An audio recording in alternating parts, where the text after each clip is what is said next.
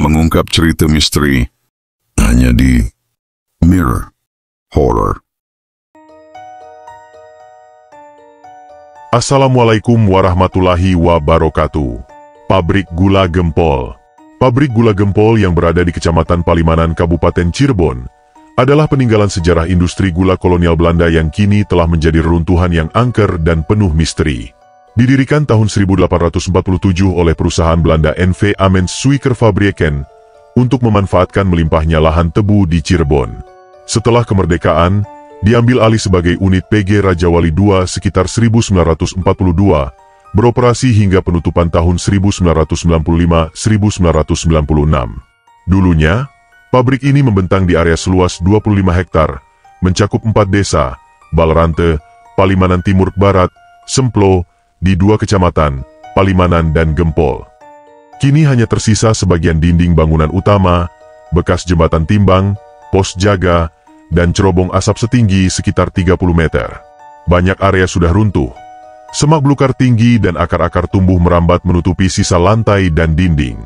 Lokasi ini terkenal angker dan sering jadi uji nyali, terutama bagi konten kreator YouTube dan tur misteri. Terdapat cerita hantu, Noni Belanda, Elizabeth, yang dipercaya muncul di malam hari dekat makam tua di bangunan kompleks pabrik. Di Cirebon, tersembunyi di antara semak belukar dan jalanan berkerikil yang sepi, berdiri sisa-sisa kejayaan masa lalu, sebuah pabrik gula tua yang telah mati lebih dari 2 dekade lalu.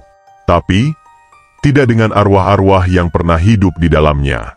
Inilah kisah kelam dari pabrik gula Gempol, tempat yang lebih dari sekadar puing. Ia menyimpan dendam. Namaku Reza. Aku seorang konten kreator horor dari Jakarta. Sudah banyak tempat angker yang kujelajahi, dari rumah sakit jiwa terbengkalai sampai hutan-hutan wingit di Jawa Tengah. Tapi semuanya terasa berbeda saat aku menerima pesan aneh dari akun anonim. Datanglah ke Palimanan. Pabrik Gula Gempol memanggilmu. Akun itu tak punya foto profil.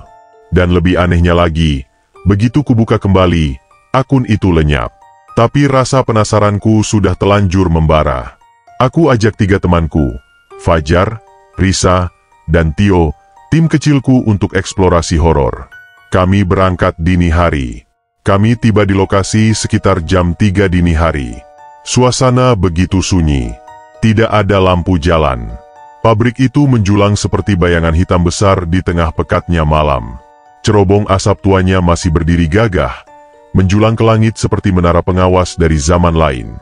Dinding-dindingnya berlumut, dan sebagian lantai tertutup akar pohon yang mencengkeram seperti tangan mayat dari dalam tanah.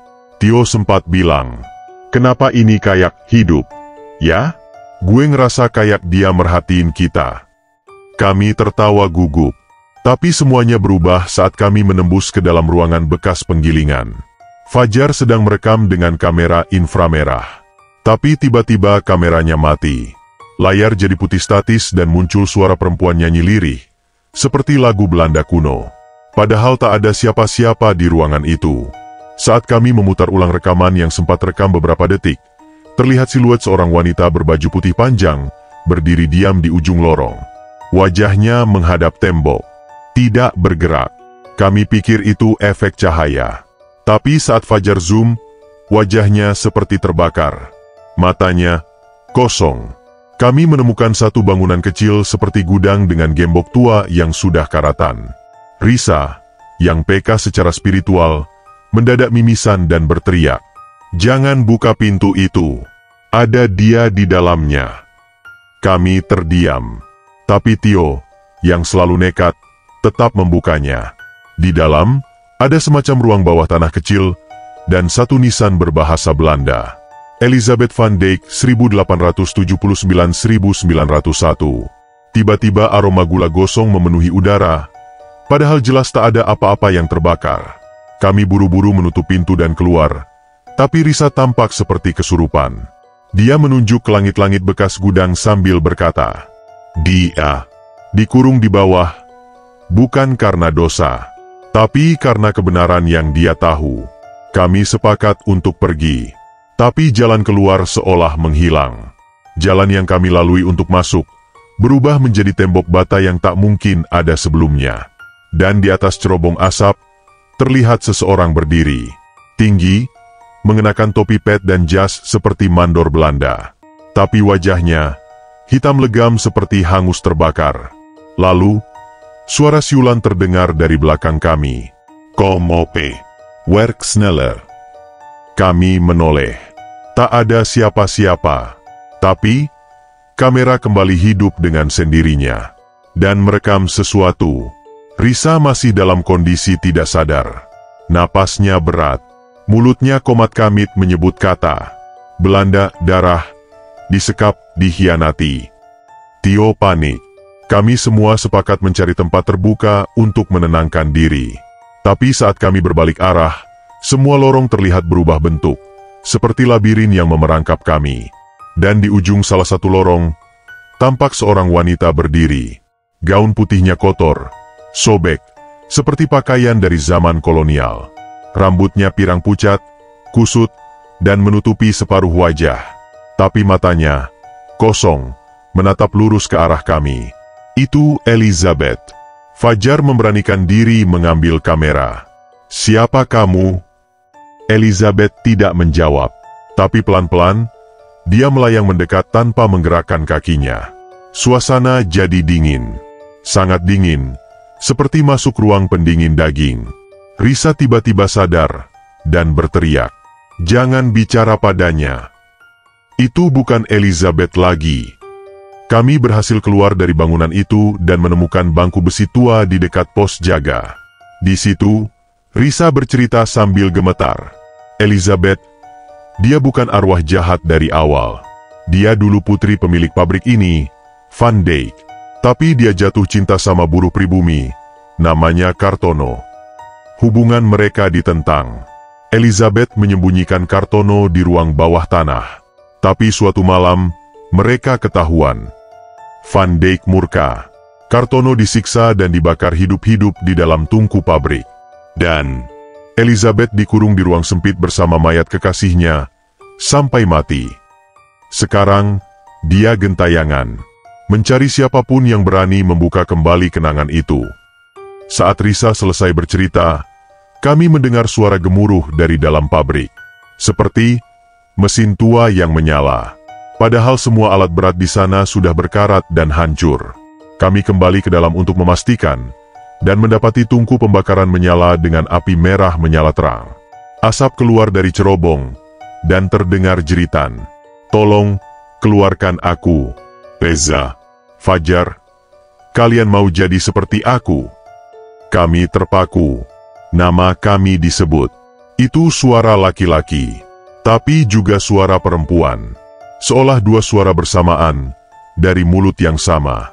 Tak masuk akal. Di salah satu meja kerja yang nyaris runtuh, kami temukan selembar surat tua, ditulis dalam bahasa Belanda. Tapi ada terjemahannya ditulis tangan di baliknya. "Jika aku mati, bukan karena cinta, tapi karena ayahku menolak melihat aku sebagai manusia. Siapapun yang membaca ini, jangan bangunkan aku. Biarkan aku tenang di antara abu-abu gula ini." Elizabeth Van Dijk. Tio dengan gugup bertanya, "Kalau dia minta ditinggal, kenapa dia masih gentayangan?" Risa menjawab pelan, "Karena seseorang membangunkannya, dan mungkin itu kita." Kami memutuskan segera keluar dari kompleks pabrik. Tapi saat kami tiba di luar, hanya aku, Reza, yang benar-benar keluar. Reza, Iyo, hilang. Pintu besi utama tertutup sendiri, terkunci rapat. Suara-suara dari dalam masih terdengar samar. "Reza, kamu belum selesai di sini." Dan dari balik jeruji besi itu, Elizabeth berdiri. Wajahnya kini tampak jelas. Separuh wajahnya melepuh. Tapi, dia menangis. Aku, Reza, berdiri terpaku di depan gerbang besi tua pabrik. Rantai besar yang tadi tak ada, kini melilit rapat pintu utama. Udara dingin. Diam. Tapi dari dalam, samar terdengar suara Tio. "Reza jangan tinggalin gua Aku coba menggoyang pagar. Tidak bergerak. Bahkan rantainya berkarat tapi tak bisa dipotong. Di sisi pagar, kulihat tulisan yang baru muncul, seperti dicakar benda tajam. "Kau yang membangunkannya. Kau yang harus menyelesaikannya. Aku panik. Kupanggil nama Fajar dan Risa. Tak ada jawaban. Lalu, dari dalam pabrik, asap pekat mulai mengepul. Tapi bukan seperti asap kebakaran.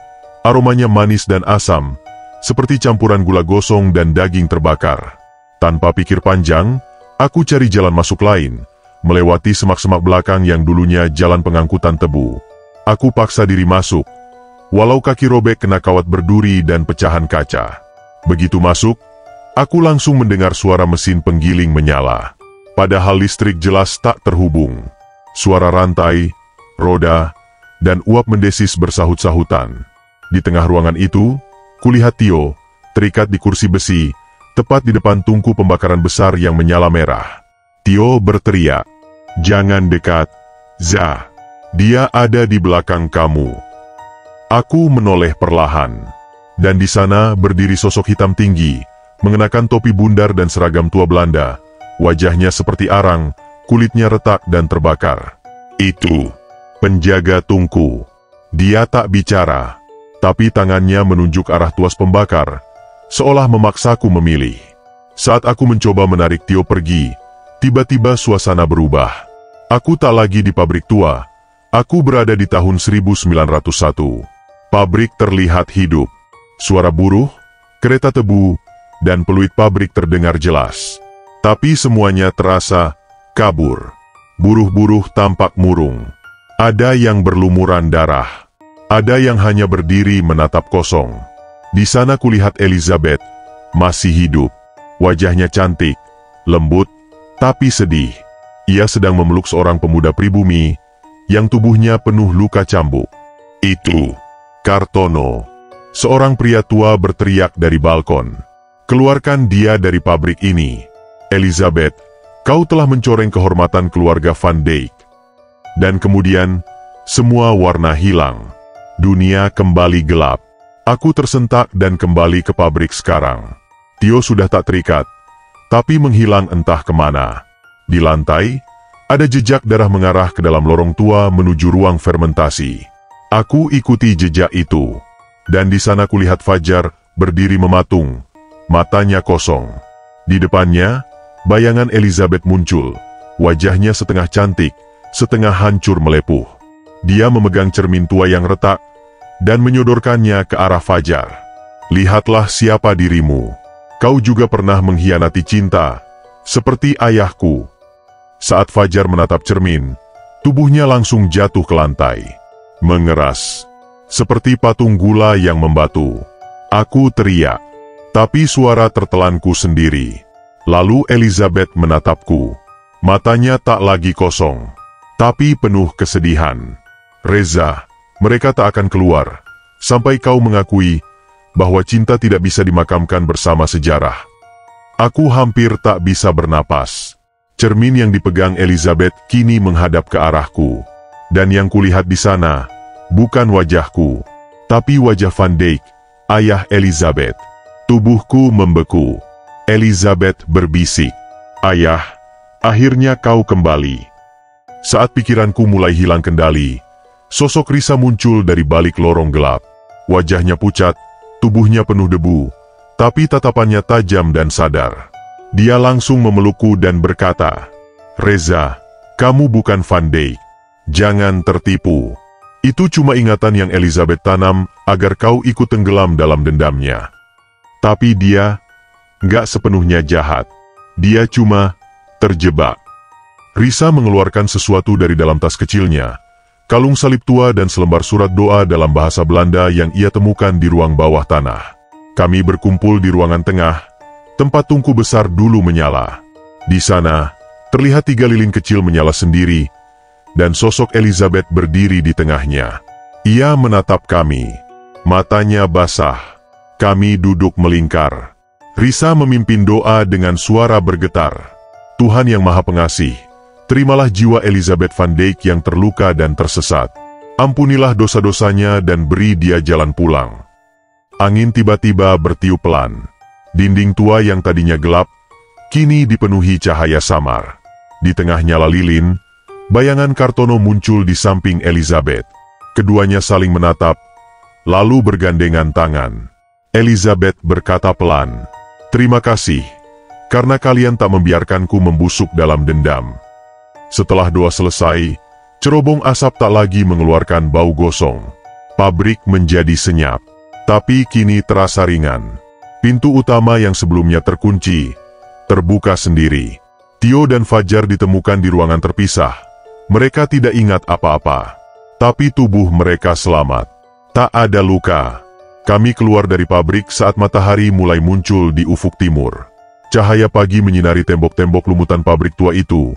Kini tak lagi terasa menakutkan, tapi seperti museum yang telah mengubur kisah panjangnya. Elizabeth Van Dijk bukan sekadar hantu penunggu pabrik tua. Ia adalah jiwa yang tersesat di antara cinta dan dendam, di antara masa lalu dan masa kini. Malam itu, kami tidak hanya menyelamatkan diri, tapi juga membebaskan kisah yang terperangkap selama lebih dari seabad. Pabrik gula gempol kini tak lagi berbisik dengan jeritan, tapi dengan doa dan pengampunan.